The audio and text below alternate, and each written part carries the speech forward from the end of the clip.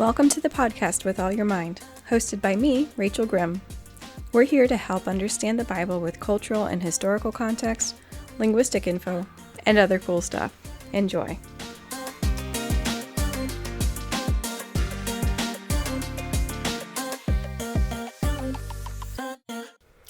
All right, good afternoon, guys. This is Rachel, and this is With All Your Mind. Welcome back.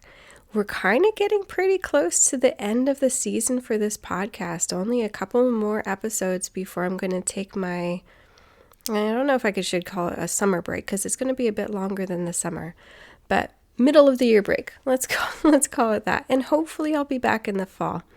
Let me know if you would still continue to listen. I'll let you in on a podcast secret. I can tell where you guys are from that are listening, most of you.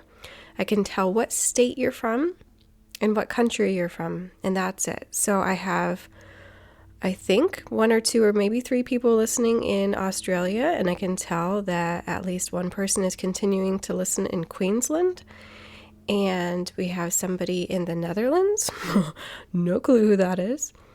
And I have a chunk of people in Illinois. Please tell me who you are, because I don't know who you are, and it's driving me nuts that I don't know who's listening in Illinois. Okay? So do me a favor, help out my curiosity.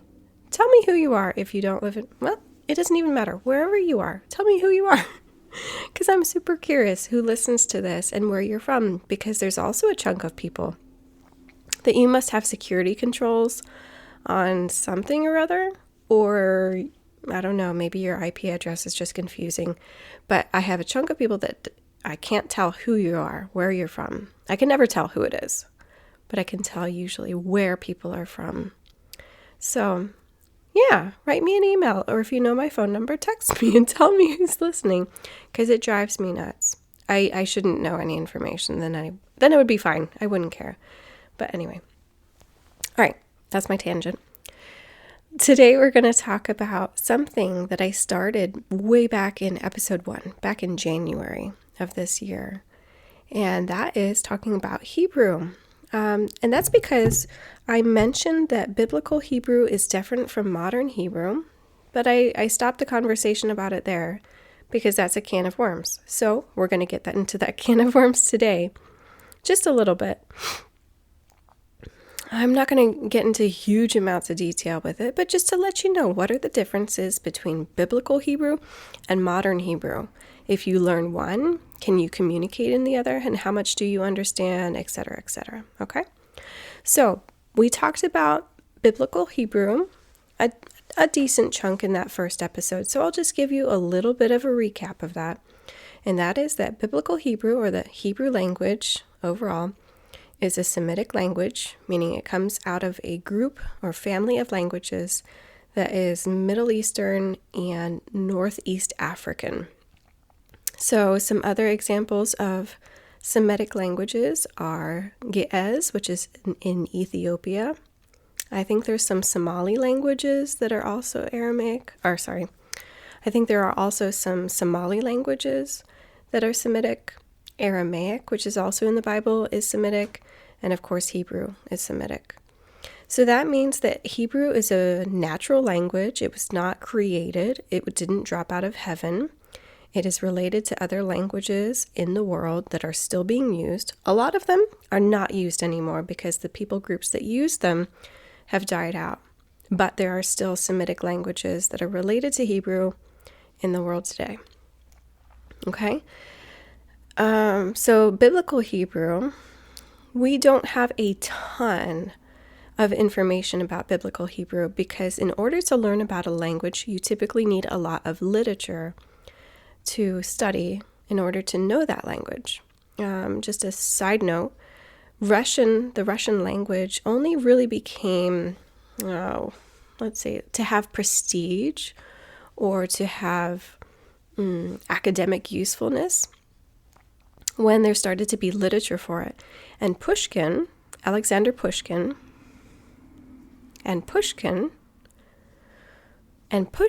Alexander Pushkin, is the guy that really started to write good literature in the Russian language. And so he is the one that's credited for really making Russian a world language as opposed to just like a regional language, one that was used by people, but wasn't a language that you really wanted to learn or wasn't important enough to learn, maybe, to Europeans. So in order to really learn a language and to know a lot about it, you need literature. All right. So a lot of the literature that we have for biblical Hebrew, and what we mean by biblical Hebrew is the Hebrew that was used during the kingdom of Israel and around that. A lot of the literature of the Bible, I'm using that term loosely, literature of the Bible, books of the Bible, however you want to know that, many of those books were written within about a 500-year period. So we have a lot of literature from one period. We call that period biblical Hebrew. Okay, there's also Proto-Hebrew. There's different stages of development of the Hebrew language. So in order to study a language, you need a lot of literature for that language to see different ways that words are used, to learn a lot of the vocabulary. Because if you imagine in the Bible, there's lots of vocabulary for sacrifices, for narration, for telling a story. But there's not a lot of medical terminology or literary terminology or, different technical words. We don't know those in biblical Hebrew because they just weren't used in the literature that we have, right? Now, when the Dead Sea Scrolls were found in 1948 and the years after, there was a lot more literature that could be looked at and used, but it took many, many years for that literature to be published. And it's a whole interesting long story about that. I read a book this past year about the Dead Sea Scrolls, and it's a way more complicated story than I ever thought. So that helped considerably with understanding the intertestamental period, which is the time period in between when the Old Testament was written and when Jesus came on the scene. So the Dead Sea Scrolls had a lot of things from about that time period, which really helped with understanding literature, culture, vocabulary, and different kinds of things like that, as well as understanding theology and concepts in the Bible and what was generally understood. But I'm getting off track. Anyway, so because we don't have a ton of literature from the time period when the Bible was written, there's a lot of words that we don't know. There's that one word that's used one time in Jeremiah, and nobody knows definitively what it means, okay? So after, and I mentioned this in the first episode, after the Babylonian captivity, Hebrew died off as a daily language, the language you would talk to in your family, in your home. Aramaic kind of moved into the place of Hebrew. And Aramaic was the trade language of Babylon and several other major civilizations. And then eventually the Greeks used it as their trade language, and so did the Romans. So it kept on for a while. And Hebrew was just never picked up again as a main conversational language for a very long time. Instead, the Jews used the languages of the countries where they were. Religious Jews still learned and studied and perhaps talked in Hebrew, biblical Hebrew, because they studied the Torah, because they studied the Tanakh, the law, the prophets, and the writings. So religious Jews and studious Jews still knew Hebrew, but they didn't talk in it regularly. So it became a niche language, a something that you learned in order to do something, a technical language almost, if you will. So through the ages, through the thousands of years, 2,000, but nearly 2,000 years since Israel was in captivity, all the way up until the late 1900s, the only people that really used Hebrew were people that talked about the Bible, people studying the Bible, Jews studying the Bible, other scholars that were studying it for in Christianity. Different people translated the Old Testament into different languages, right? Jerome translated the Bible into Latin in, I think, the 400s AD. And then it was translated into English in 1500s. So it was translated into different languages. So there were people studying Hebrew, but it was a scholarly language. It was a dead language. It was very much considered a dead language.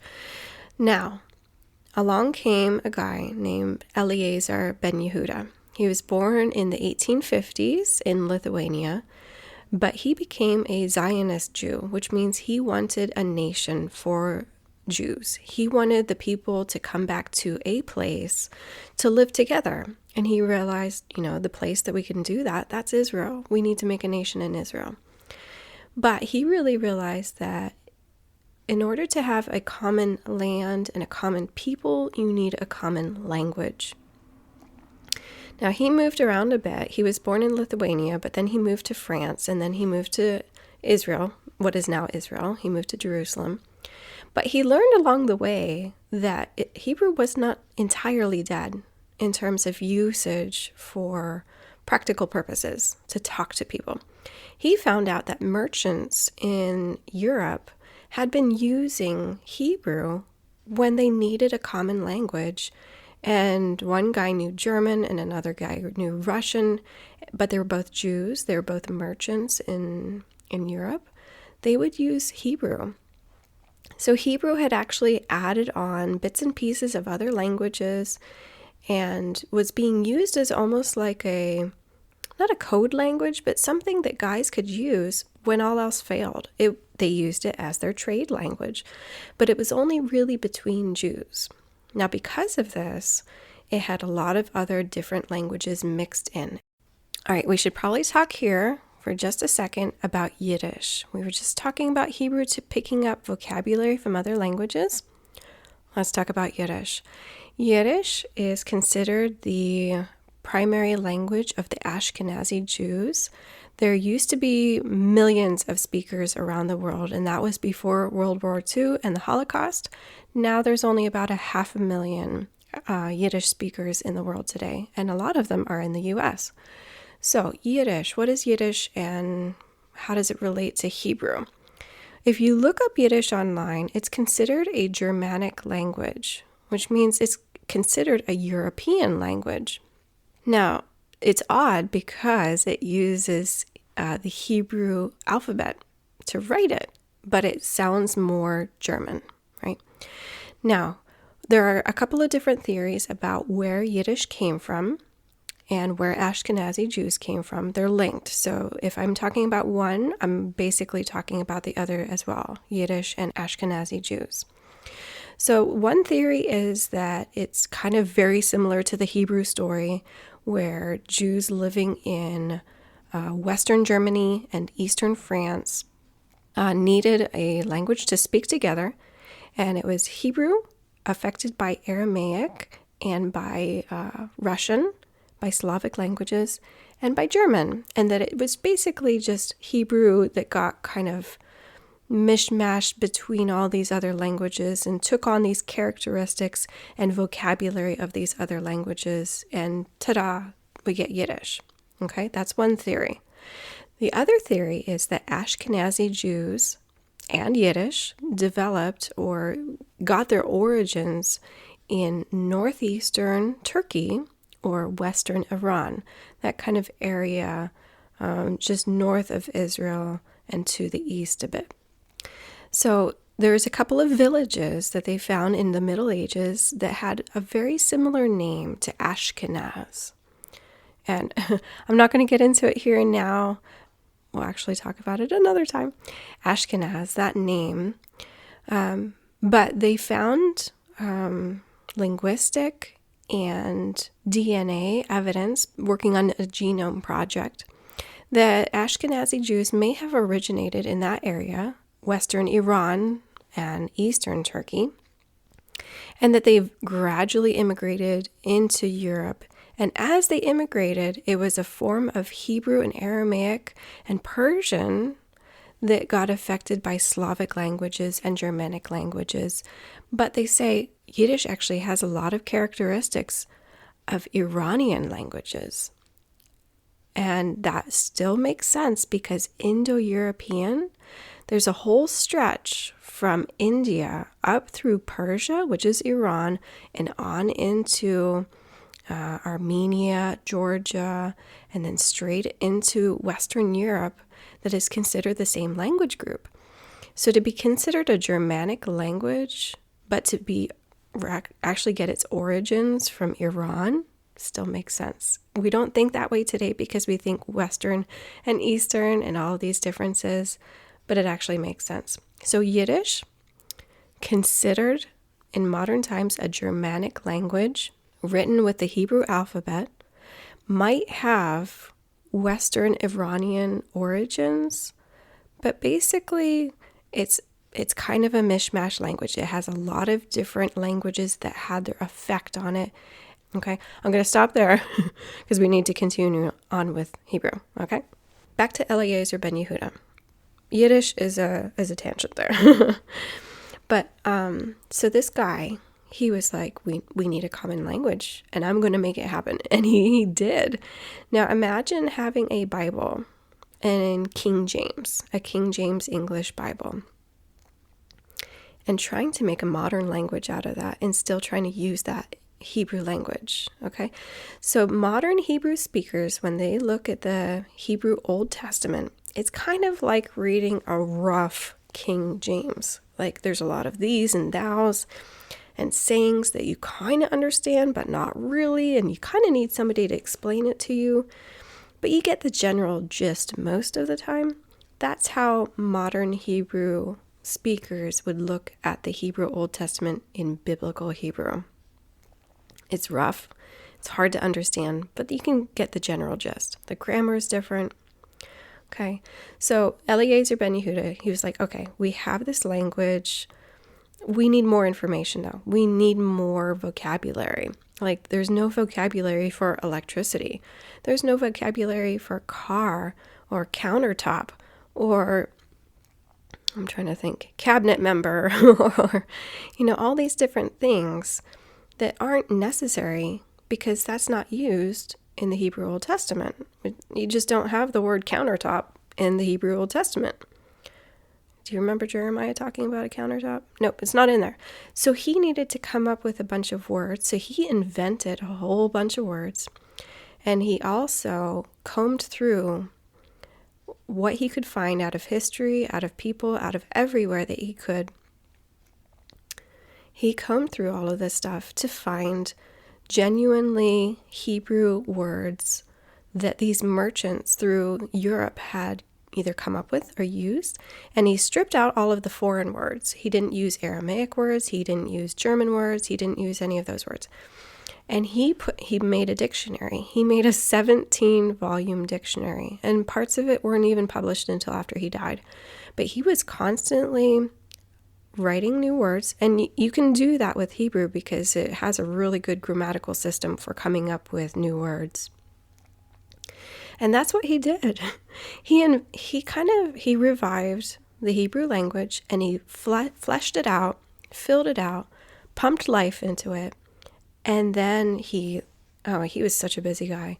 He made his own magazine to print articles in Hebrew in Israel, in Jerusalem, so that people could start to read in Hebrew, not just about Jewish matters or about the Tanakh, but he would write about modern events. He would write about current events. So he made a literature that people could read and learn the language. So modern Hebrew developed from his efforts, plus a nation of people that could use it. So in 1928, when the British were still in control of what was considered Palestine, he convinced the guy that was in charge of the British government there to make Hebrew one of the 3 official languages of Palestine. And that really helped it to become an officially seen as, this is a real deal. This is something that's happening. People are going to be speaking Hebrew here. We need to recognize it. So what is Hebrew now as compared to biblical Hebrew? Well, modern Hebrew has different grammar. I still don't know the grammar of biblical Hebrew very well. I find it kind of annoying, so it's really hard for me to buckle down, which is why I'm going to take a Hebrew class this summer, hopefully. But modern Hebrew has all of the same elements, but they're used in slightly different ways. So the grammar is recognizable from one to the other, but they're just used in different ways. For instance, the present tense looks one way in modern Hebrew and it looks slightly differently in biblical Hebrew. Same with the future and the past tenses. But, other things are still the same. Singular and plural are still the same, blah, blah, blah. It's very similar. But for English speakers, the best way I can describe it is that it's kind of like looking at King James English. If you're a modern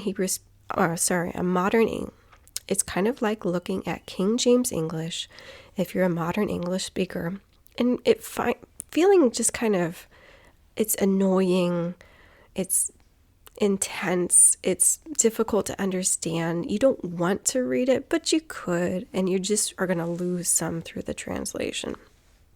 Okay, so modern Hebrew has a lot more vocabulary. Of course, it needs a lot more vocabulary. There's a set number of words that are in the Hebrew Old Testament. That's exactly how many we know from that time period, plus the literature that is used, that we found, plus the literature that was in the Dead Sea Scrolls, right? So modern Hebrew has had to change and adapt and adopt a lot of words. There are also such things as cognate words. Cognate words are words that are just taken from another language and used in your language. We have a lot of cognates in English. If you think about a different culture and a word that we might use for that culture, such as in Russia, they have tsars, right? A tsar. We didn't change that word. We just took it and put it into English letters. That's a cognate. So Hebrew has a lot of cognates. That means words taken from English or French or Russian or Arabic and just put into Hebrew if there wasn't already a word for that. And then a lot of words were invented. Okay, so today, modern Hebrew, just as much an everyday language as any other language in the world. There are probably millions of now native speakers of Hebrew. The population of Israel today, I think, is in the 8 million range. So probably a good 3 to 5 million of those people are native Hebrew speakers. And then there's others around the world as well. Okay. So modern Hebrew is a modern language that can be used in any way that anybody needs to use it. Biblical Hebrew is the language that we know because we have it from the Bible and from other literature from the same time period. And it was considered a dead language from probably around the time of the Roman Empire when Jesus was in Israel. It was probably considered a dead language from around, 1 or 200 AD, all the way back up until about 1900. 1928 was when it was adopted as one of the official languages of Palestine before the nation of Israel even came into existence again. So it was a revival of both a nation and a language. All right, so that's Hebrew. I love languages, so I enjoy this, so I hope you did too. All right, you guys, I hope you have a good day. I'll talk to you later. Bye.